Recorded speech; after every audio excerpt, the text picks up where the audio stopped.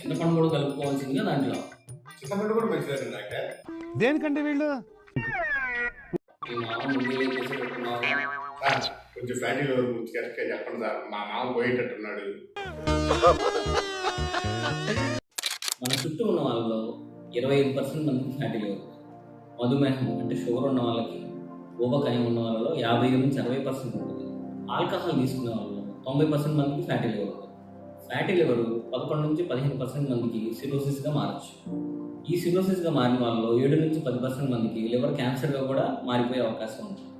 Fatty liver ఉందా లేదా అని చూడడం కోసం అల్ట్రాసౌండ్ చేస్తాం, లేదంటే లివర్ ఫంక్షన్ టెస్ట్ అనే బ్లడ్ టెస్ట్లు చేస్తాం.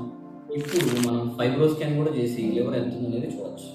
ఇంకా ఫ్యాటీ లివర్ గురించి వివరంగా తెలుసుకోవాలంటే మన యూట్యూబ్ ఛానల్లో ఉన్న వీడియోస్ చూడండి.